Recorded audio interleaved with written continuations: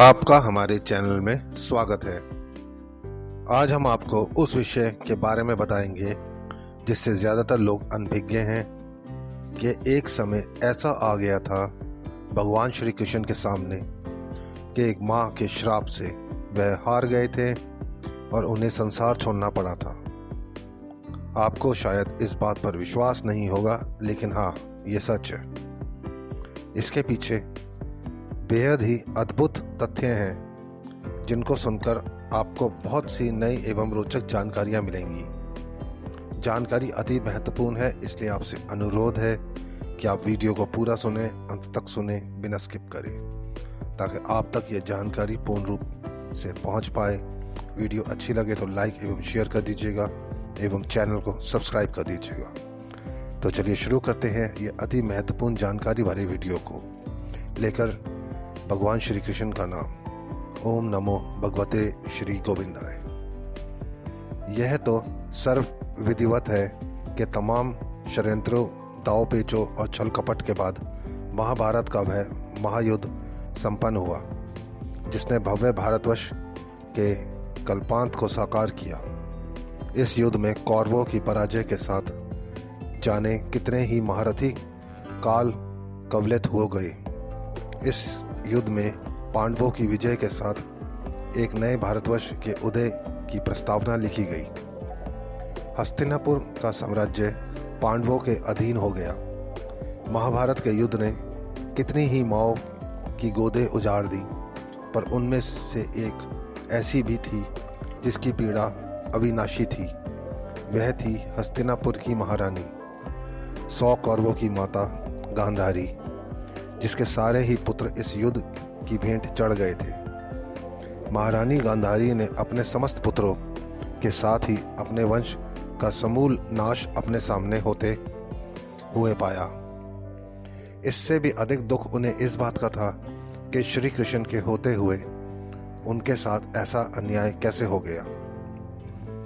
ज्ञात हो कि श्री कृष्ण पांडवों के साथ साथ कौरवों में भी समान रूप से सम्मानीय थे। इसलिए गांधारी ने सपने में भी नहीं सोचा था कि श्री कृष्ण के होते हुए उनके वंश का पूरी तरह नाश हो जाएगा।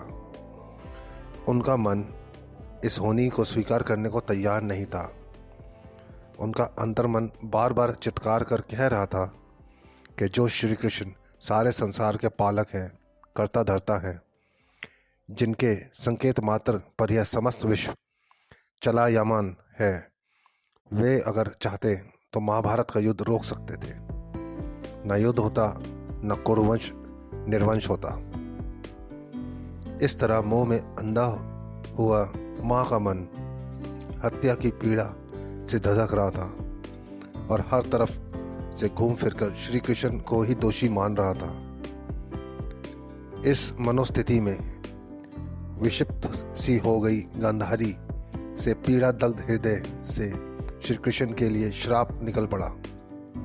उन्होंने कहा कि हे कृष्ण, जिस तरह तुम्हारे कारण मेरे समूल वंश का नाश हुआ है, एक दिन इसी तरह का घमासान तुम्हारे वंश में भी होगा। तुम भी अपनों से को लड़ते मरते देखोगे और कुछ नहीं कर पाओगे। मेरे ही तरह तुम भी इस पीड़ा में प्राण त्यागोगे। श्री कृष्ण ने सिर झुकाकर गांधारी के श्राप को शिरोधार्य किया। पौराणिक प्रमाणों के अनुसार गांधारी का श्राप महाभारत युद्ध के 36 साल बाद फलीभूत हुआ। इस समय तक यादव वंश में कौरवों और पांडवों की ही तरह मारकाट मच गई थी। यदुवंशी आपस में ही एक दूसरे को क्षति पहुंचाने में प्राण दे रहे थे। अपने वंश के इस पतन से दुखी श्री कृष्ण विचार मंथन के लिए जंगल के एकांत में गए थे और एक पेड़ से पीठ टिकाकर, पैर फैलाकर, आंखें बंद कर के बैठे थे। इसी समय जरा नाम का एक शिकारी वहां शिकार की खोज में आया। भगवान के फैले हुए गुलाबी पैर उसे हिरन के कान मालूम पड़े और अनजान में उसने तीर चला दिया जो निशाने पर लगा। इस तरह गांधारी का श्राप फलित हुआ और अपने वंश का नाश अपनी आंखों के सामने देख चिंता में डूबे श्री कृष्ण संसार त्याग कर भगवान विष्णु में समाहित हो गए। आशा करते हैं दी गई जानकारी आपको उपयोगी लगी होगी।